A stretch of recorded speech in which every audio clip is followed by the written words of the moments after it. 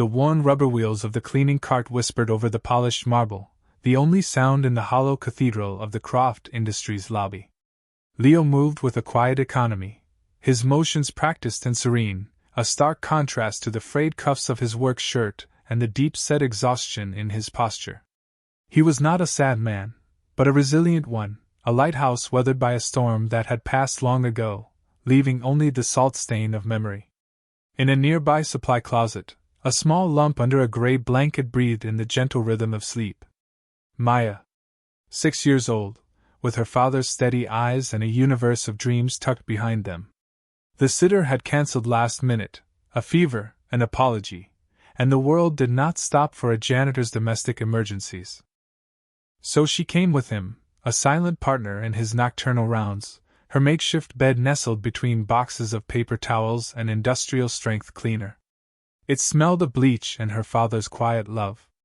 The stillness of the 40th floor was shattered by the chime of the private elevator. The doors slid open with a metallic sigh, revealing a machine of chrome and black leather, and the woman enthroned within it. Annalise Croft. Her name was etched in glass on the lobby wall downstairs, a testament to a will that had forged a tech empire from silicon and sheer force. Tonight, that will was a blade honed by frustration. "No, you will listen," she snapped into the phone pressed to her ear. Her voice was ice, sharp and clear, leaving condensation on the warm air. "I don't pay for effort, I pay for results. Incompetence is a choice, Richard. Make a different 1 inch." She ended the call and slammed the phone onto the docking station on her armrest. The sound, amplified by the echoing silence of the boardroom, was a gunshot. Beside the phone sat a thick legal binder. With a flick of her wrist, born of pure vexation, she sent it skidding off her lap. It hit the gleaming floor with a crack that was violent and final. From the supply closet came a sharp, terrified cry. Leo's spine went rigid. Every paternal instinct flared, a circuit breaker tripping in his soul. He was moving before he thought, his cart abandoned. He knelt by the closet door, pulling it open to reveal Maya, sitting bolt upright, her small body trembling, her face a mask of fear. Annalise watched from the shadows of the doorway, her frustration instantly displaced by a flicker of annoyance, then something else. She had seen children cry. She had never known what to do about it. Leo didn't speak. He didn't offer platitudes or promises. He simply gathered his daughter into his arms, his large, calloused hands a shelter. He held her against his chest and began a quiet, rhythmic ritual. It was a pattern of soft taps, a gentle drumming that moved from the base of her spine, up between her shoulder blades, and then down her arms. It wasn't just patting, it was a language. A code sent from his nervous system to hers. He hummed, a low, steady tone that seemed to vibrate through the very floorboards. The trembling in Maya's body subsided. Her hitched breaths evened out. The tears ceased, leaving glistening tracks on her cheeks. She sank into him, her fear dissolving under the quiet power of his touch. He had not fixed her problem. He had recalibrated her world. It was an act of profound, intuitive engineering on a human scale. Annalise stood, or rather sat, frozen. Her entire life was a testament to solving problems with pressure, with capital, with force. She had just witnessed a man solve an emotional crisis with nothing more than his hands and a hum. It was a form of power she had never encountered, a currency she could not mint. A sharp, involuntary breath escaped her lips. He had done more to calm a terrified child in 30 seconds than her millions had done to calm the storm inside her for the last 8 months. He laid Maya back on her cot, pulling the blanket to her chin. When he stood and turned, he finally saw her. The queen in her glass tower, watching him. Her face, usually an unreadable mask of corporate authority, was stripped bare. For a single, unguarded second, she looked like a lost child. Her corporate voice returned, but it was thin, brittle. "What was that?" she asked, her gaze fixed not on him, but on the closet where his daughter slept. "The tapping. What you did." Leo's posture was respectful but distant. He was used to being invisible. "It's just something I do." "No," she said, her voice gaining a sliver of its usual command. It wasn't just something, it was a technique. She wheeled herself closer, the silent electric motors a counterpoint to the squeak of his cart. Her eyes, the color of a winter sky, scanned him, really seeing him for the first time. The worn shirt, the capable hands, the deep, unwavering calm. She had an army of the world's best doctors, therapists, and specialists. They came with charts and prognoses and the quiet, clinical pity she despised. None of them had ever looked at her with the quiet competence this man possessed. "I have a situation," Annalise said, the words tasting foreign and weak in her mouth. "A medical one. I pay for the best. It's not working." She paused, the confession costing her more than any billion-dollar acquisition. "I need someone who understands the body. Not just the mechanics. The signals." Leo looked from the billionaire in her $500,000 wheelchair to his daughter, sleeping peacefully in a closet. His world was small and safe. Hers was a battlefield. He felt a deep, instinctual reluctance. He had left that world behind. "I'm a janitor, ma'am," he said, the words a shield.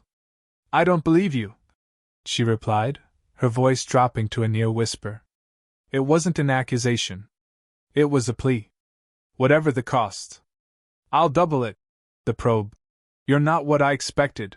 He looked at her, at the fierce intelligence warring with a profound, bone-deep despair in her eyes. He saw the fortress she had built around herself, and for the first time, he noticed the prisoner inside. He thought of Maya, of the simple, overwhelming need to provide a life for her. This was more than money. He didn't know why, but it felt like a reckoning. "Okay," he said softly. And the two worlds collided. Annalise Croft's penthouse was less a home than a statement. It was a sterile expanse of glass, steel, and white marble, a minimalist monument to a life devoid of clutter or comfort. It was the 40th floor of the office building, just with a bed. The view of the city was breathtaking, but it was the view of a general surveying a battlefield, not a woman looking out her window. Leo's presence in it was a disruption of its cold, perfect order. He was officially her personal aide, a title so vague it was meaningless. The pay was life-altering, but the environment was suffocating. He moved through the silent, gleaming spaces with the same quiet dignity he'd had on the janitorial cart. In the first week, he fixed the almost imperceptible squeak in the back wheel of her primary wheelchair. He repositioned her desk monitor by 2 degrees, ending the neck strain she hadn't even consciously registered. He learned she liked her coffee with a single drop of honey, not by asking, but by watching the way her eyes lingered on the honey pot one morning. He was an observer, a fixer of small, broken things that accumulated into a mountain of silent gratitude. This quiet competence did not go unnoticed. Marcus Thorne, a senior board member with the predatory grace of a circling shark, arrived one afternoon unannounced. He was handsome in a way that felt manufactured, his suit impossibly crisp, his smile a weapon. He had been circling Annalise for years, first as a suitor, now as a successor in waiting, especially since the accident.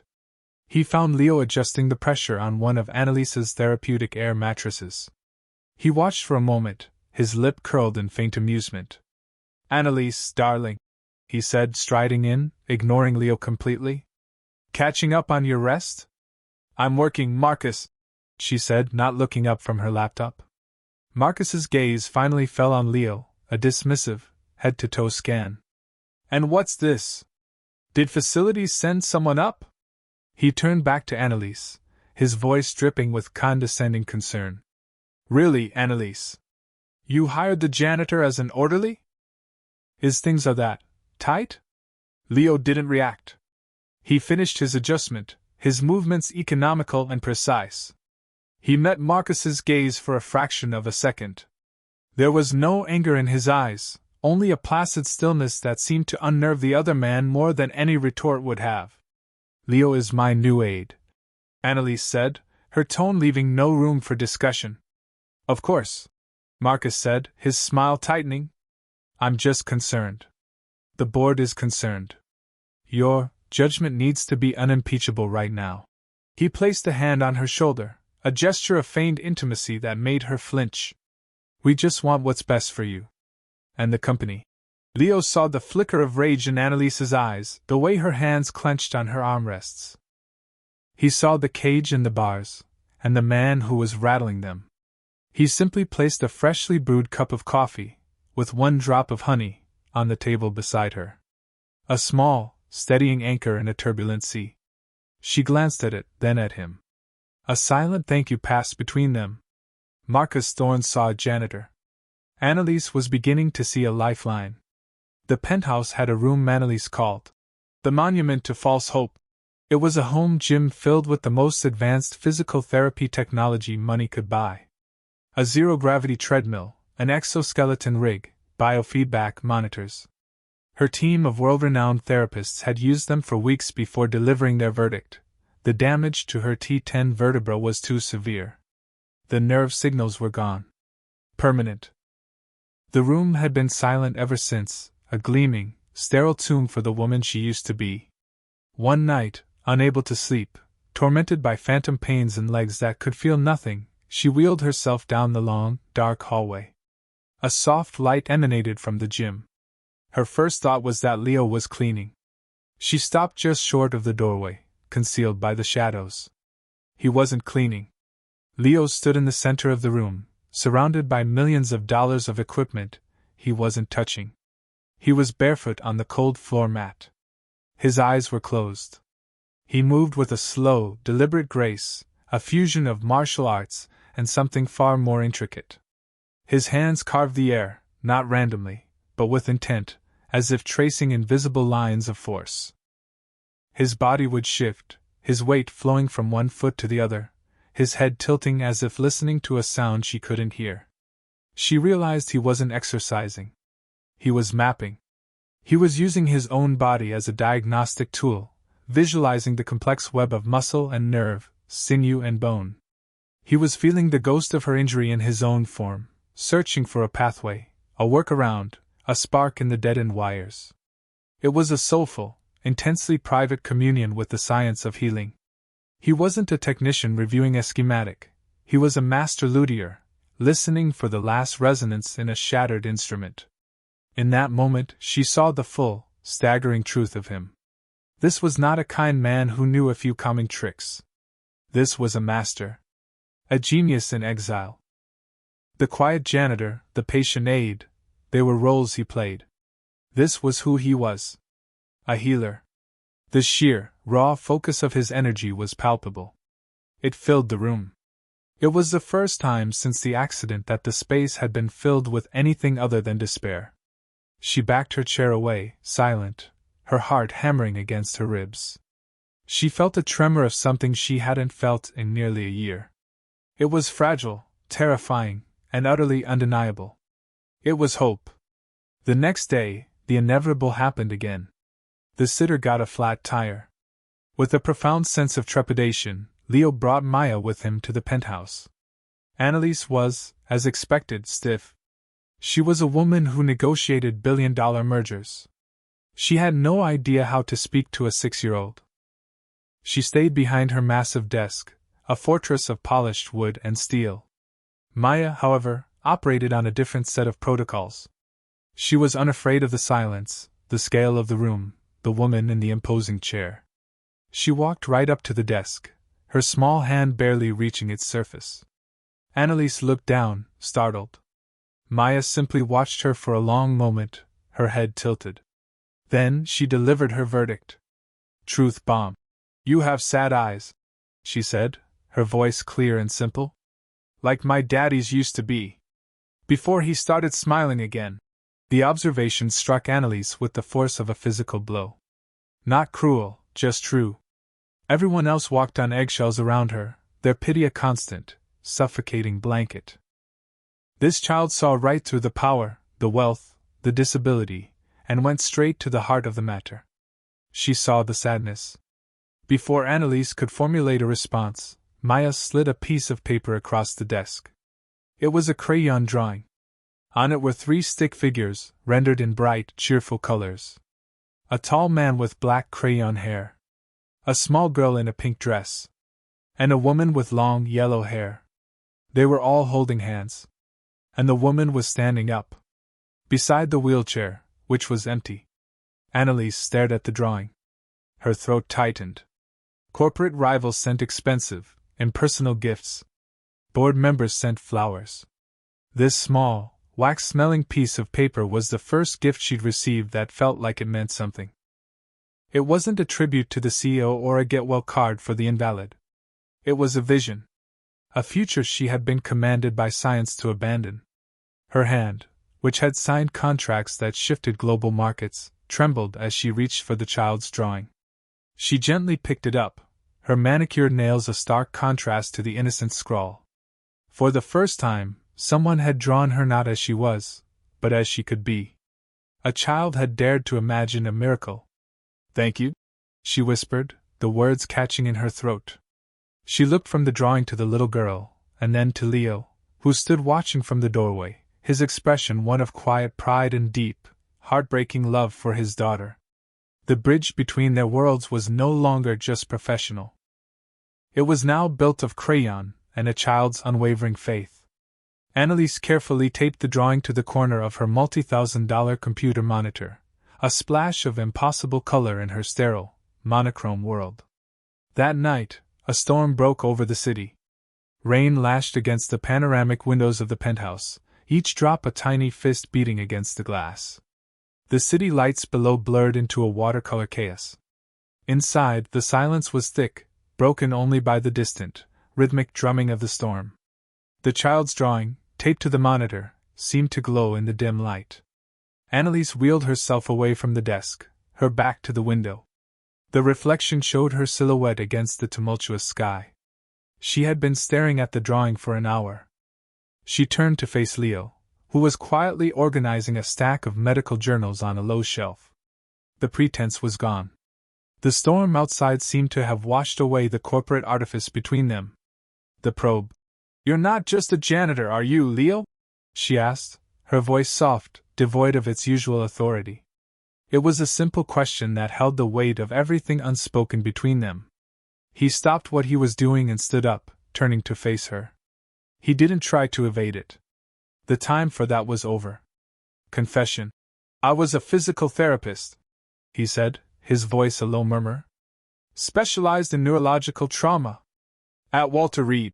He looked at his own hands, as if seeing them for the first time in years. "My wife, Sarah, there was a car accident.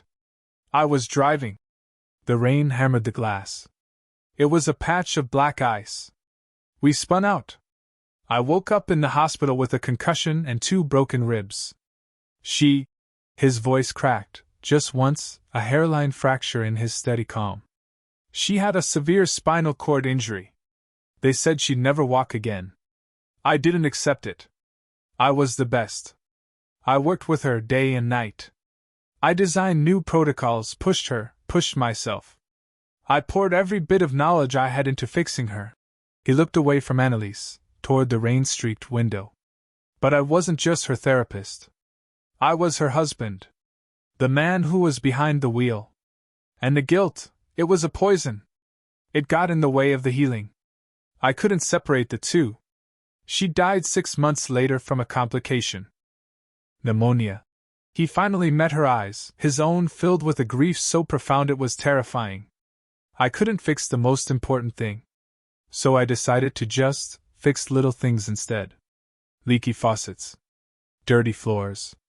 It was easier." The raw honesty of his story stripped the air from the room. Annalise felt her own carefully constructed walls begin to crumble. His confession was an invitation. She took it. "Confession. My father was a titan," she said, her voice thin. "He built an empire and handed me the keys, but he never once told me he loved me. It was always implied. A bonus for hitting quarterly targets. Love was a transaction." She gestured around the vast, empty room. "This was my life.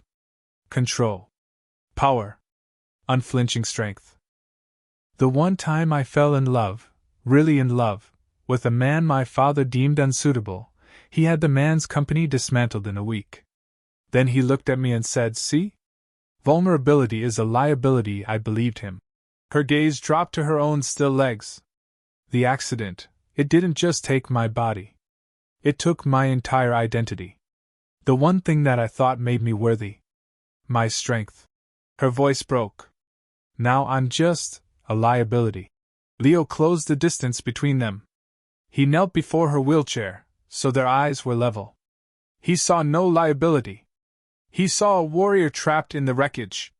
He saw the same fear and pain he had seen in the eyes of soldiers, the same spirit that refused to be extinguished.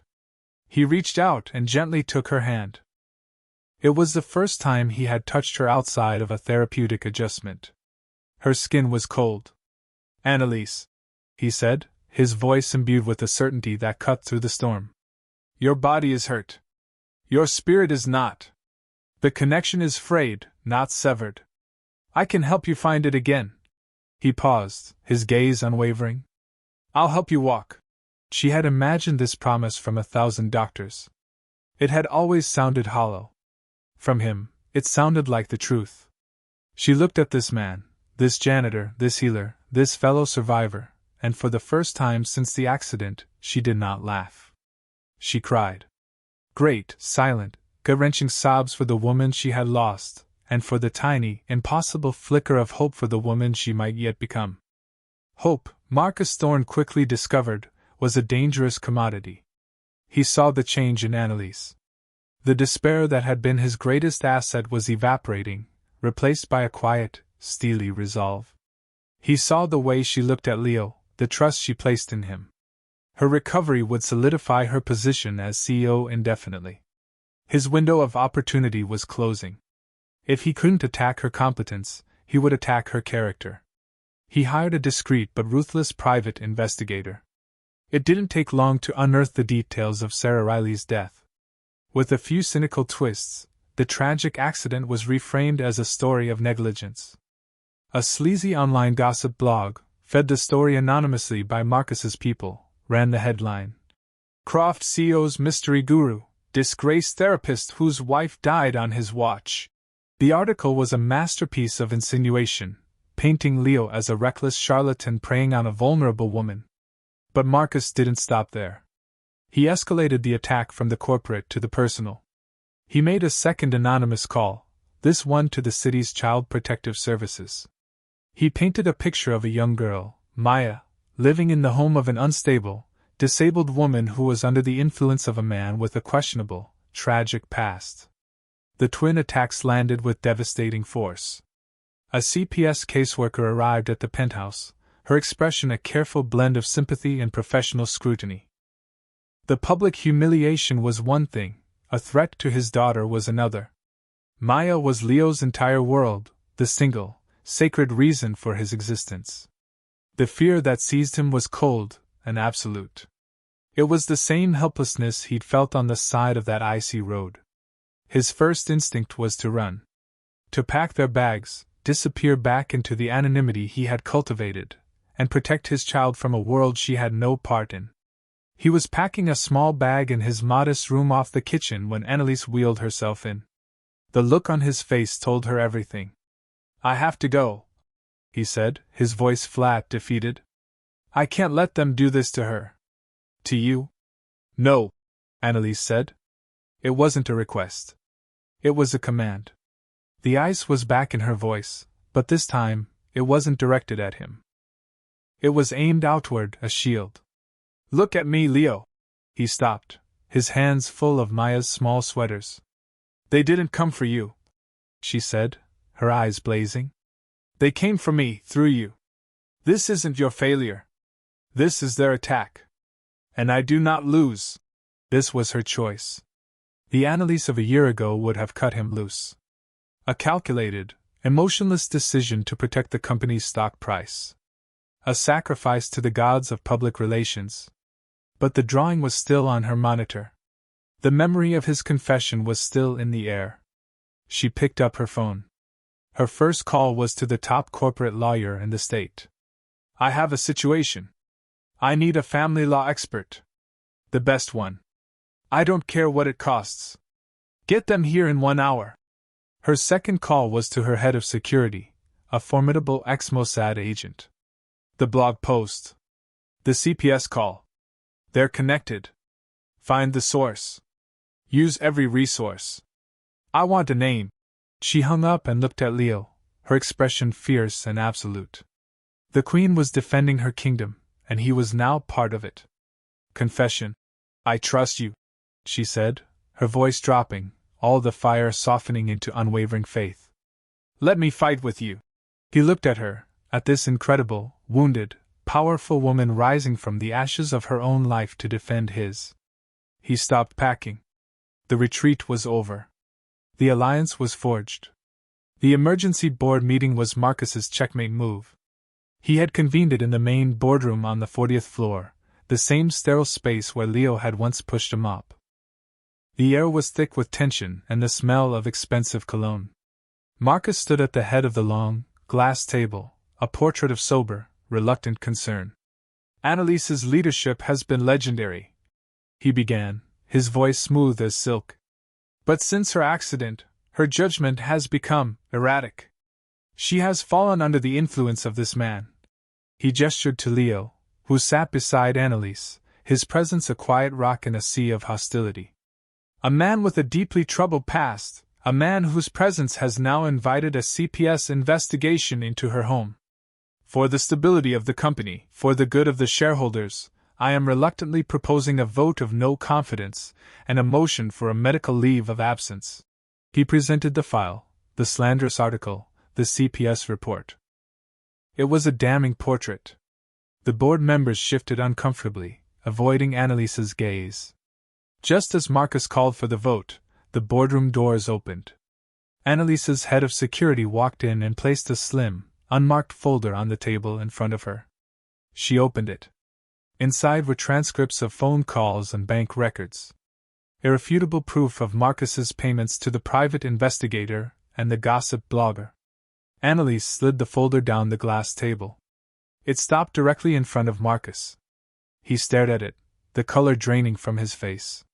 His carefully constructed narrative had just been demolished. But Annalise wasn't finished. She addressed the board, her voice clear and strong.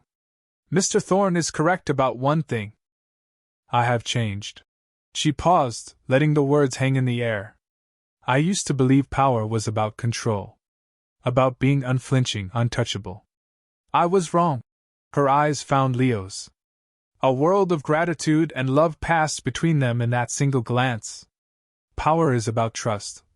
She continued. It's about seeing value where others see only liability.